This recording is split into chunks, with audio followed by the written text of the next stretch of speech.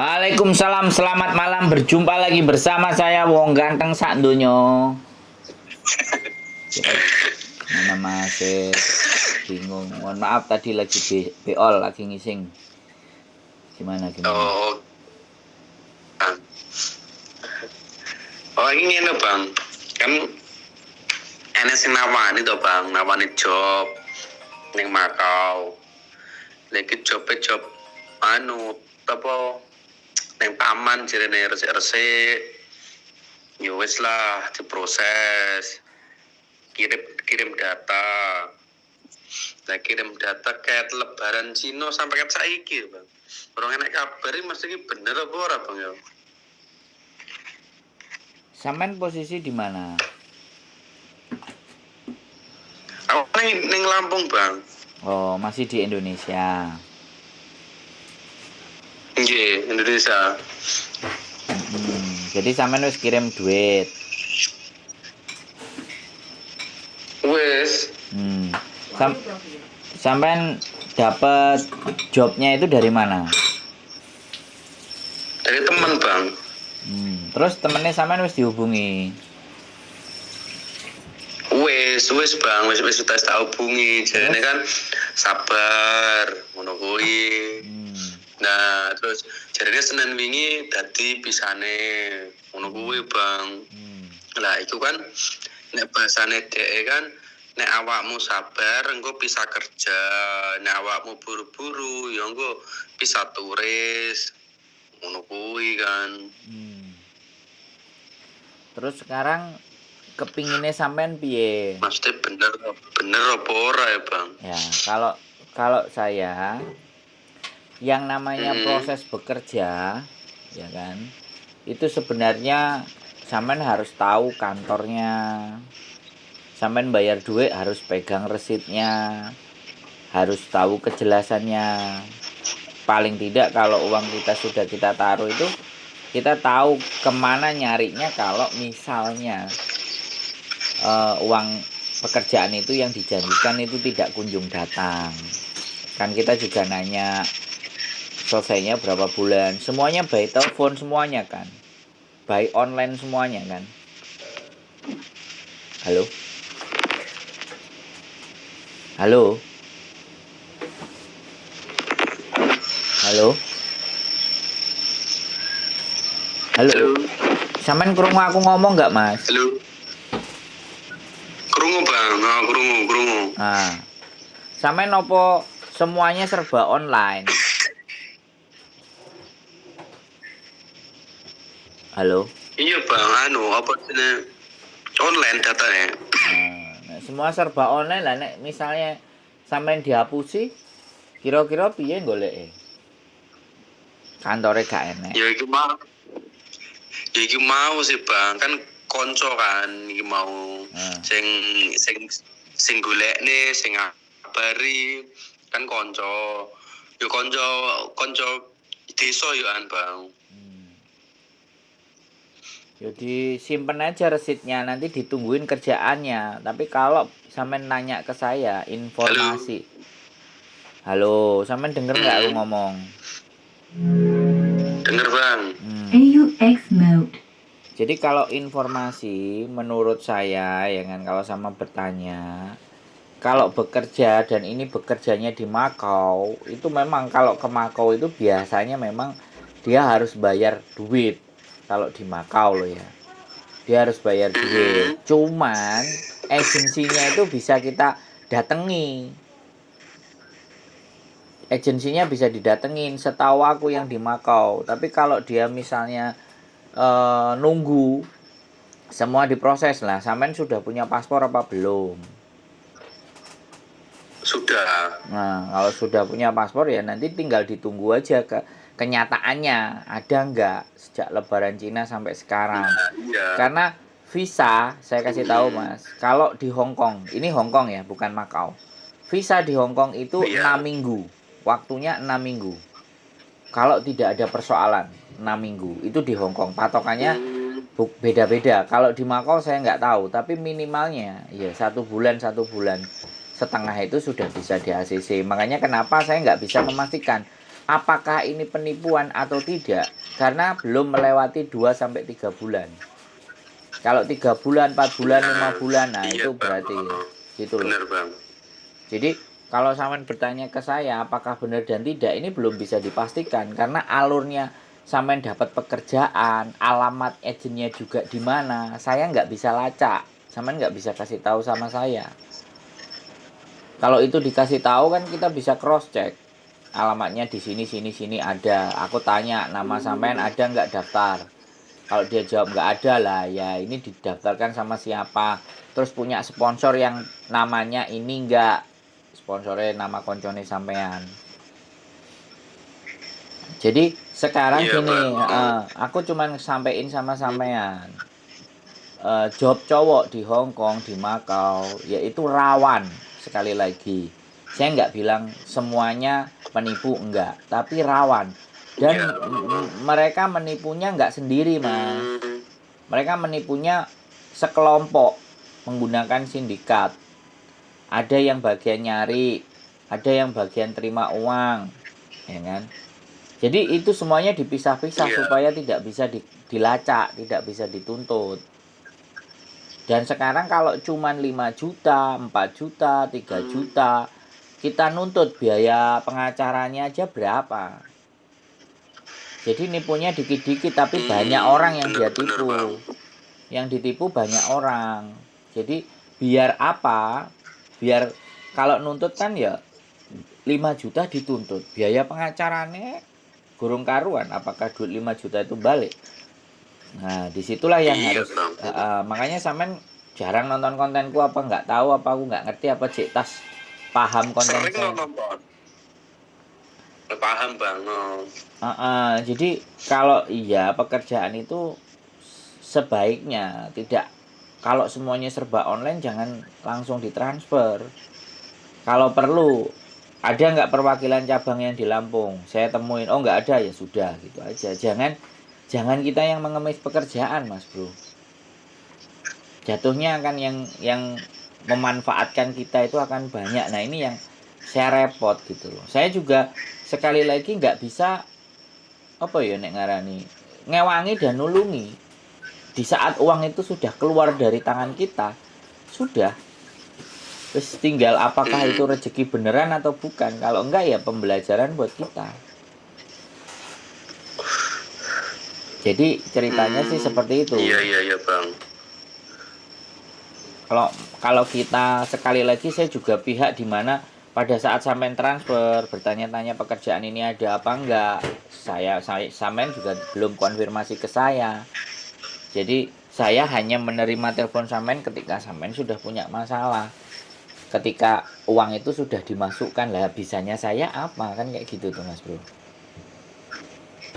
Iya. Kalau sampean pengumumannya ini, kerjaannya di sini, kantor agennya di sini, ini dan itu. Nah, masih bisa kita cek. Oh, Mas, hati-hati. Ini nggak bener, kan masih gitu. Lah sekarang sampean lapori wis bayar. Iya. Nah, sampean ketika tak takoni kantor agennya di mana? Makaunya sebelah mana? Kan gitu. Jadi mending saya tadi kan kasih info sama sampean. Coba deh Facebooknya itu dicek, dilihat yang saya kirim ke sampean tadi. Terus di inbox semuanya, posisinya bagaimana, prosedurnya gimana. Kalau uang duluan tunggu dulu, kan kayak gitu ceritanya. Karena kalau setahu saya kalau di Makau, setahu saya loh ya, kita datang ke agent, habis itu bayar duit ke agent, ya kan? Agennya kita tahu tempatnya ada, baru habis itu kita pergi. Nah begitu sudah cocok, pekerjaannya sudah turun, agent itu nelpon kita. Tapi kantor agennya ada, kita bayarnya juga terima resit. Itu yang saya tahu untuk job di Makau. Jadi langsung datang biasanya. Tapi katanya peraturan ini berubah. Kata teman saya yang ada di Makau. Ya saya belum sampai ke Makau, tapi coba sampai nanti tanyakan. Coba sampai nanti tanyakan kantornya di Makau di mana. Kalau bisa kita cari, kita cari. gitu loh. Kalau nggak ada ya sampean jadi bukti korban, nanti kita viralkan gitu loh di sosial media supaya Iya teman-teman Bang. berhati-hati. Mm-mm. Aku bener-bener Nanti coba kadang-kadang tak tanya kantornya, detail alamatnya, kan. semuanya. Betul. Aku tuh kadang-kadang yo gimana? Kasihan tapi yang punya duit kan sampean. Jadi kayak gitu ceritanya. Oke, reconnecting teman-teman. Jadi ini adalah salah satu teman kita. Halo. Iya. Jadi kayak gitu mas. Untuk lebih pastinya kita harus datengin. Daftar sampean ada nggak? Nama lengkap sampean ada nggak di daftar kantor agensinya mereka? Gitu Iya Bang. ceritanya. Berarti kita cari kantor agentnya Bang ya, Ya, alamatnya, namanya gitu ya Bang. iya. Jadi biar biar bisa terlacak di Google kan juga akan kelihatan. Mm-mm. Di Google Map juga akan Iya, dilihat. iya, iya. Jadi paling tidak nanti ketika ada teman yang ada di Makau, kita titip, kita nanyain alamat ini ada nggak, agennya ada nggak. Saya ada kebetulan ada teman di Makau itu kan nggak terlalu besar. Jadi kita tanya Iya, kalau ternyata keberadaan agen itu ada, ya sudah. Tinggal disamperin aja, kita tanyakan. Tapi kalau ibaratnya gini Bang, ibaratnya kan cuma ngambil-ngambil atas nama agent resmi aja, kalau kayak gitu gimana? Padahal bukan itu yang urus kita kan. Nah, iya kan ditanyakan. Kalau ditanyakan ternyata nggak ada, nggak benar, kita nggak punya sponsor atas nama misalnya teman sampean yang jadi sponsornya, nggak ada, kita meroses anak yang datang, ya sudah. Kantor teleponnya kan juga bisa dicari. Seandainya kita nggak berangkat pun telepon kan bisa. Intinya alamat lengkap, jelas, nomor telepon, nomor yang bisa dihubungi. Itu yang wajib diketahui. Soalnya gini loh mas, kayak sampean ini korbannya nggak cuma 1-2 dan nggak hanya sekarang. Itu sejak 2000, Iya. 2015, 2016 atau 2010 gitu. Jadi sindikat ini tuh sudah berapa ratus manusia sudah ditipu sama dia. Iya. Dan kita nggak nemu sindikatnya. Gitu loh. Kita nemu pun, kita mau urus pun, untungnya buat apa buat kita kan kayak gitu. Yang hanya bisa kita lakukan ya bikin konten. Benar. Nah, sempat kemarin itu ada anak yang katanya uangnya itu dikasih cash tapi sama perempuan. Ya coba kita lacak gitu loh. Perempuannya masih inget nggak wajahnya, daerahnya di mana, CCTV di mana. Ketika diajak ayo lapor polisi, piye? Alah mas ribet. Nah ya kan aku terus kudu piye? Iya Bang. Ya belajar detektifan tapi sing dijak goleki gak sepenuh hati. Nah, Kan itu yang menjadi persoalan. Lah aku yo sopo? Aku kan cuman YouTuber. Aku iya. bukan salah satu korban.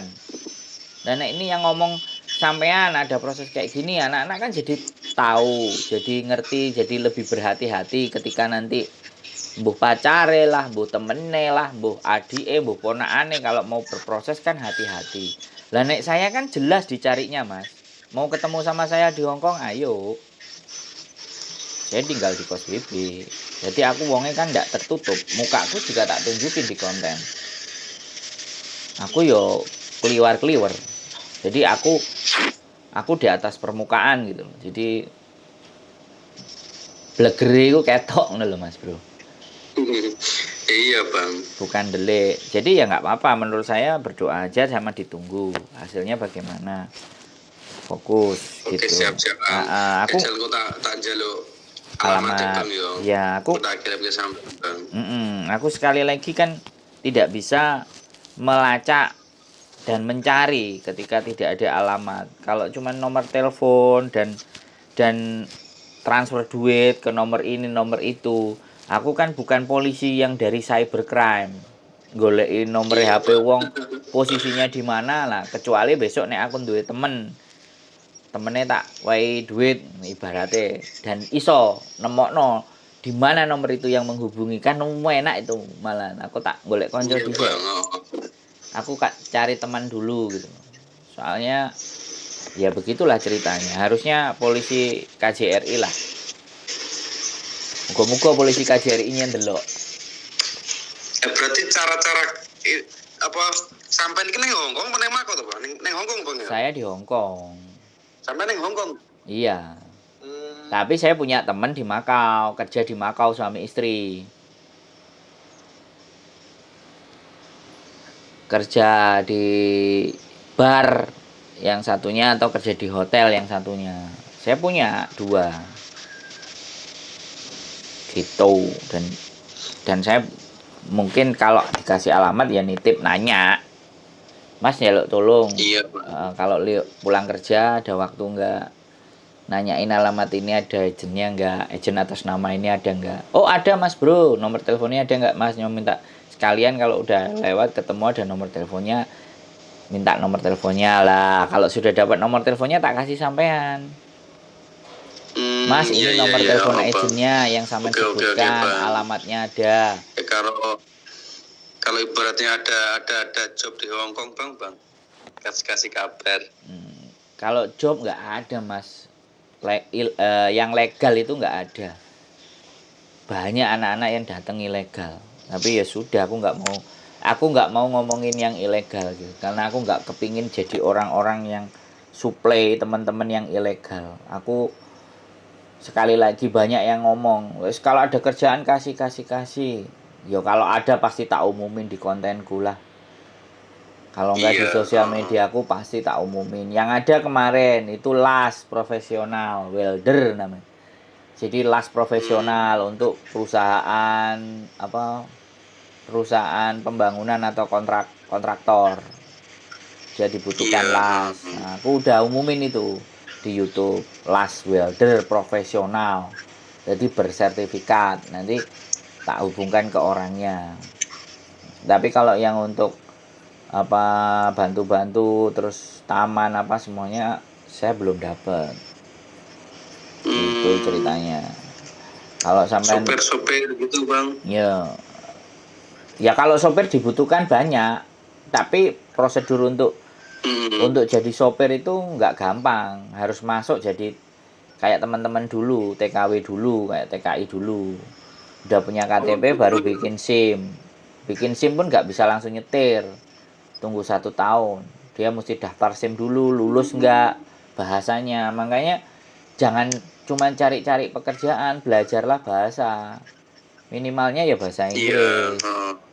Kalau sudah bisa bahasa Inggris lah baru belajar lah. Sekarang suruh cari kerjaan, kemampuannya enggak ditambah, pengetahuannya enggak ditambah, nek mugur modal takok tok yo sing ditakoki mumet ndase. Saya sampean tanya sama saya kayak gini tuh kayak saya apa? Nah, ibaratnya ngerti bahasa Mandarin tok ya apa-apa toh? Ya enggak apa-apa ya. Kalau sampean sudah bisa bahasa Mandarin ya mending terbang aja sendiri. Cari-cari sendiri, cari pengalaman sendiri. Saya dulu juga kayak gitu. Saya dulu nelpon cuma sama 1 orang, tapi itu pun tidak ada solusi buat saya. Akhirnya ya saya belajar di rumah. Kalau sampai nonton konten saya 6 bulan saya ngeriset di Hongkong itu di mana, sampai tempat tinggal di mana, ternyata banyak taman. Akhirnya saya memilih taman di Victoria Park. Ya sudah. Saya pegang duit cuma 900.000 rupiah. Saya berangkatlah terbang, masuk. Setelah masuk ya sudah, tidurnya di lapangan. Lo nggak punya duit, mau tidur di hotel gimana? Ya wis mbambung. Ya akhirnya nemu dalan. Sujune nggak sampai overstay. Gitu loh. Nggak sampai overstay. Udah lama berarti di Hongkong. Iya 2013 ya, nggak sampai overstay, nggak ngambil swaka, jadi ya wes nggak ada masalah. Tapi saya dideportasi sampai 5 kali. Makanya sampean liatin konten saya yang sebelumnya yang di bawah itu, yang dulu itu. Ya sampean cek yang saya cerita itu pengalaman saya pure murni. Jadi yang bantu saya nggak ada ya, karena modal bekal sales ya udah, ada orang jualan jamu ya saya bantuin yang jualan jamu mau, dan setiap bulan saya keluar ke Macau, Shenzhen, akhirnya sampai 23 bulan. Nah itu kan butuh kemampuan Mas Bro, makanya harus diamati, dilihat, diperhatikan. Terus yang kedua ya wis, enek penggawean ora usah nganyi-nganyi, benenek ya digarap, saya bertahan hidup. Iya. Terus nggak perlu ngalem-ngalem turun nang hotel, turun nang lapangan, bawa daypack. Loh iya, itu perjuangan saya Mas Bro. Saya pernah 4 bulan itu tidur di lapangan, sampai disamperin orang mau dipanggilin polisi. Kamu sakit ya? Kalau sakit kamu tak panggil polisi, kalau kamu emergensi bahaya. Oh enggak, aku masih sehat, aku sadar. Karena dulu kebetulan kan musim panas kalau di dalam ruangan kan mesti wongkep kan. Saya akhirnya tidur di lapangan. Jadi yo piye lah, berjuang dhewe lah Mas. Jo sampai nyusahno wong. Berarti pahit perjalanan sampean ya. Ya saiki orang ngelihatnya sekarang jadi YouTuber ngene enak. Yo gak ada sesuatu yang enak Mas. Semuanya butuh effort, semua butuh usaha, ada yang harus dikorbankan. Nah itu aja sih, tinggal wong wani apa ora, kendel apa ora, pinter apa ora, bisa lihat celah enggak gitu. Jadi kayak gitu Mas. Nah sing kadang-kadang aku kasihan itu ya kan, laki-laki datang ke sini terus mau roti, njaluki duit, ganti wedokan, kiwa tengen netan ngulon. Lah yo kan ngesakno. Wong sing wedok juga datang ke sini tuh ngopeni keluargane, ngopeni anake nek rondo. Nek sik perawan yo ngewangi wong tuane. Mosok yo dhewe tega njaluki duwike mereka. Itu duduk wong lanang. Nek aku prinsipnya gitu loh ya. Aku lanang. Wong seneng ambek aku ya seneng. Tapi nek aku kongkon njaluk duwike wong wedok, ya sorry, itu prinsip. Makanya kan diwehi dalan. Nah, dia yang sarakno wong kira-kira dalane dhewe piye? Nah, tapi nek awake dhewe ngekeki untung nang wong liya akeh, ya Gusti Allah iso mbiji dhewe to. Enggak perlu awake dhewe ngomong. Ya iya. Wong sing senengane nulung-nulung wah iki taweyane dalan, taweyane rezeki. Ya kan ngono to, Mas. Nah, itu prinsip dasar. Makanya kenapa aku setiap laki-laki mau nanya aku udah close lah. Aku nggak mau ngasih tahu lagi lah. Karena aku khawatirnya ketika nanti datang ke sini dan dia banyak menyakiti perempuan kan, artinya aku melok kedosan. Kowe sing ngajari wong lanang iki rene. Saiki wong wedoke diapeki kabeh karo wong lanang iki. Lah, kan aku kecipratan dosa.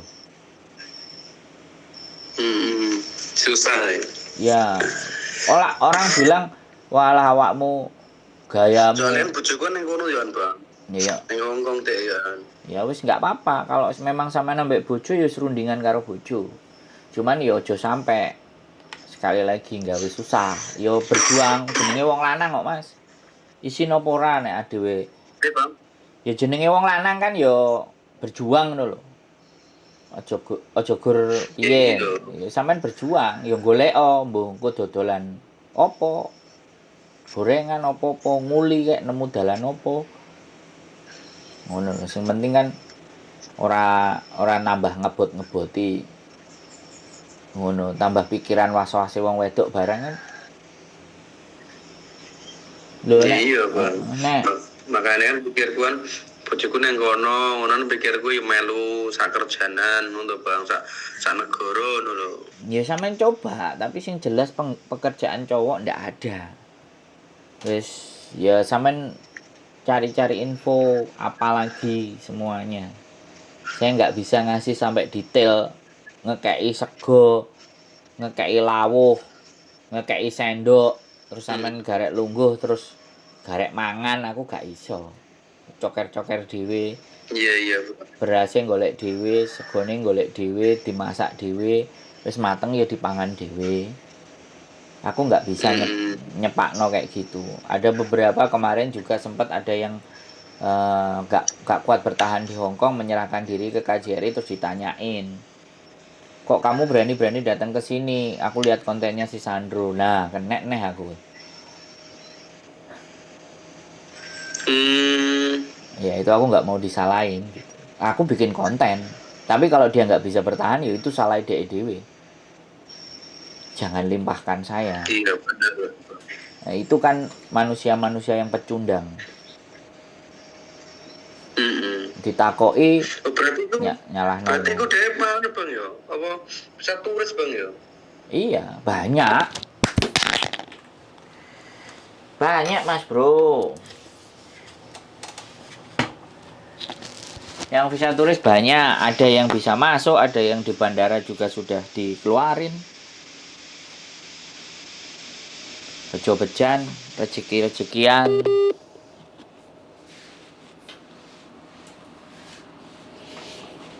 Oke.